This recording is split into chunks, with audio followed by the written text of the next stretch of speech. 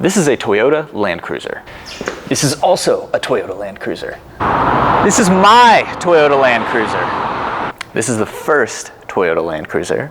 Land Cruiser, Land Cruiser, Land Cruiser, Land Cruiser, Land Cruiser, Land Cruiser. This is a PX10. It's a super rare Land Cruiser. This is a Toyota Land Cruiser fire truck. This is a Toyota Mega Cruiser. And it's a vehicle that I have long considered to be my personal automotive holy grail. I'm here at the Toyota Land Cruiser Heritage Museum in Salt Lake City, Utah, home to what is quite possibly the greatest collection of 4x4s ever amassed. You may be saying to yourself, well, that one looks a lot like a Hummer. Well, look closely. I assure you it is not a Hummer. The Mega Cruiser is another product of the early 1990s Japanese bubble economy. Similar to the Hummer, it was developed as a heavy-duty, all-purpose off-roader intended for use by the Japanese Defense Force. Its first iteration was this, the BXD-10 Mega Cruiser. Clearly a military spec vehicle, the bare-bones BXD-10 served the Japanese Defense Forces much in the same way the Humvee serves American troops. It's hard to pin down a solid number for how many of these are built, but most estimates say around 3,000 during the mid-1990s. Seeing its potential appeal to the general public, Toyota then developed this civilian version of the Mega Cruiser dubbed the BXD-20. It was sold from 1996 until 2002, only in Japan, and only in very limited numbers, as it was subject to heavy taxation under Japan's strict dimension and road tax regulations. In addition to serving as Toyota's flagship SUV, the Mega Cruiser was to serve as a test bed for future 4x4 technology that would ultimately trickle down to the Land Cruiser and to other Toyota trucks. But the project never quite got that far, and only 149 of these civilian Mega Cruisers were built. This is a 1996 model, and it's thought to be the only civilian Mega Cruiser in the entire Western Hemisphere. So today I'm going to take you on a little tour of this thing, and then we're going to take it to the streets and see what it's like to drive a right-hand drive, absolutely massive 4x4 on the streets of downtown Salt Lake City. Starting up front, Mega Cruiser has a huge fiberglass hood. Unlike the Hummer, no ventilation up here. Plastic, metal, plastic, fiberglass. The Mega Cruiser has 3 windshield wipers. That's a feature that passed down to the Toyota FJ Cruiser. Driver's side rear view mirror sits down a little bit. Passenger side rear view mirror sits up. And then, like a lot of Japanese vehicles, you've got a third mirror mounted on the front fender. Under the hood of the Mega Cruiser is a 4.1 liter 4-cylinder turbo diesel making 153 horsepower, 282 pounds-feet of torque, and mated to a 4-speed automatic transmission. It's a little slow. The only other vehicle to utilize this engine is a version of the Toyota Coaster minibus that's in service throughout much of Asia, Australia, and the developing world. One of the first things you notice about the Mega Cruiser is its greenhouse. It's a lot taller than the Hummer. And while it doesn't quite have the menacing demeanor of a Hummer H1, I am told that it's a lot easier to drive since the windows are bigger. Speaking of the Hummer H1, the Mega Cruiser was a foot longer and a few inches taller, but also narrower and well over 1,000 pounds lighter than its American counterpart.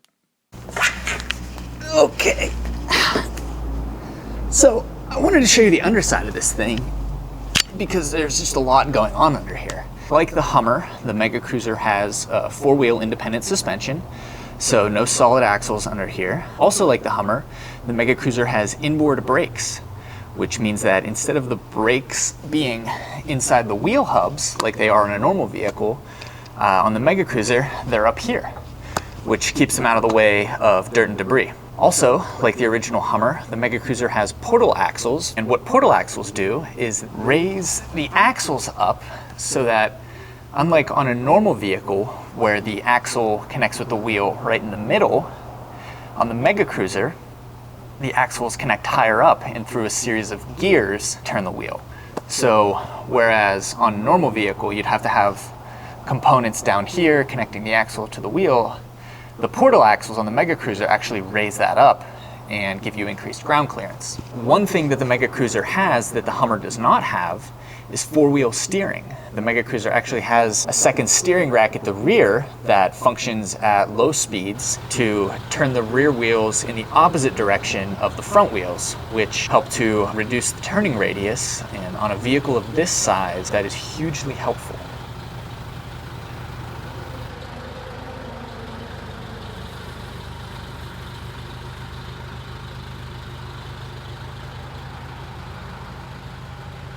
Okay. Adding to the weirdness of the Mega Cruiser are its 17.5-inch wheels. I have no idea where you'd find tires for this thing. There's also a central tire inflation system, but it only works for the rear wheels. And as I'm sure you're now wondering, the spare tire is compatible with both the front and the rear. Okay, climbing behind the wheel. And the first thing you'll notice is this is pretty 1990s Toyota. Right off the bat, I notice a lot of parts from the 80 series Land Cruiser. The gear shift knob, the high-low transfer case knob, the window switches look to be lifted right off of the door panel of an 80 series. And then it's also got the front and rear differential locker switch that came on the 80 series and 100 series as well. You've got a huge transmission tunnel in the middle of the vehicle, similar to the Hummer H1. The dashboard is very shallow. You can touch the windshield from the driver's seat. Key goes in right here. It's got a choke, a lot of light switches. It's got center, front, and rear locking differentials. The Mega Cruiser does have a stereo system, although it kind of looks to have been an afterthought. 2 speakers up here. Your head unit is right here. And then I noticed some additional stereo components in the back. Checking out the back seat now, and maybe one of the craziest things about this vehicle is that it seats 4 across in the second row. You've got here, here, here, and then all the way over here. I could sleep right here. Oh yeah. And then, being that this is a Japanese vehicle from the 1990s, your rear seat occupants get their very own personal ashtrays. Not to mention the panoramic view. Moving on to the back of the Mega Cruiser, where we'll take a look at the cargo area. You'll see that it's got a swing-out rear spare tire, and then a rear hatch, which I will now demonstrate.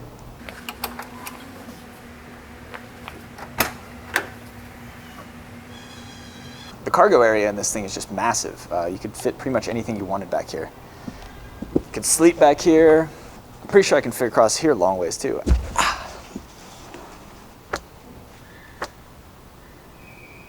It's pretty Spartan back here. You've got 2 speakers for the stereo system, some structural bracing around the windows and behind the second row seats. But other than that, it's pretty bare bones. So all the little details that you'll notice back here. This ladder is factory. The trailer hitch is not factory. That was added on by the previous owner. 2 wipers for the rear window. You've got a rear view mirror. And then the roof rack is believed to have been made specifically for the Mega Cruiser, just based on its dimensions. But obviously they all didn't come with the roof rack. One thing I almost missed, the Mega Cruiser has a swing out rear step.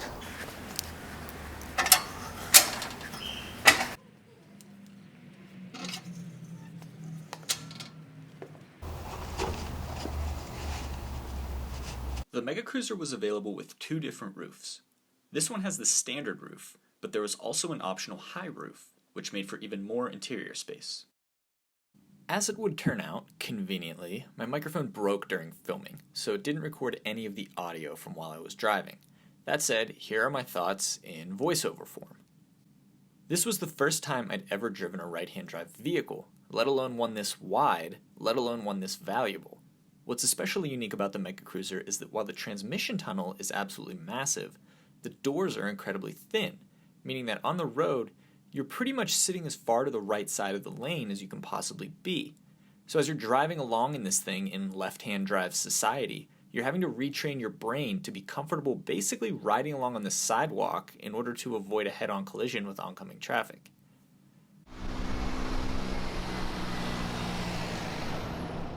As I mentioned before, the Mega Cruiser isn't really interested in acceleration, and while it can get you up to an acceptable highway speed, getting there can take a minute. Literally. But whatever, you can just drive over anyone who might be bothered by your leisurely pace.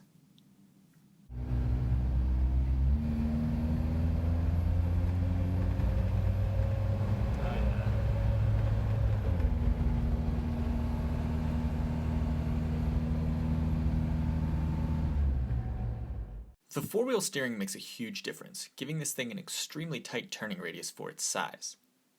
Here's Dan demonstrating it in the parking lot behind the museum. Note that all four wheels are turned, the rear facing opposite the fronts.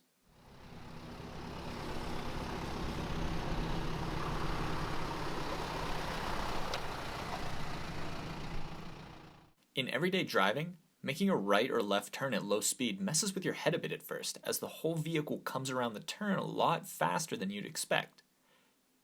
It feels like the back end is kicking out, almost like you're drifting. Altogether, the four-wheel steering makes the Mega Cruiser quite maneuverable on city streets.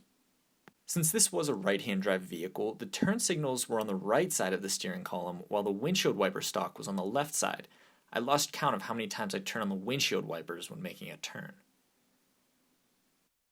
Another thing worth mentioning, the Mega Cruiser felt solid, extremely solid. I've driven a Hummer H1 and it felt like an old military vehicle wearing civilian clothing. The Mega Cruiser, on the other hand, felt much like any other Toyota product from the mid-1990s.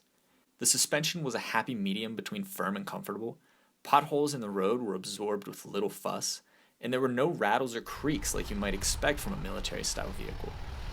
The design is obviously utilitarian, but the materials used and overall fit and finish were on par with a vehicle like the Land Cruiser.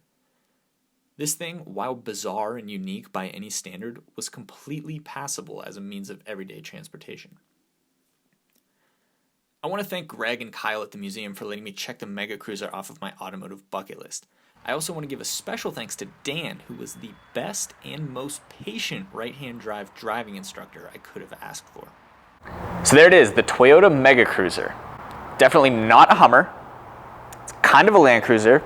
And it is absolutely 100% the coolest 4x4 I've ever seen.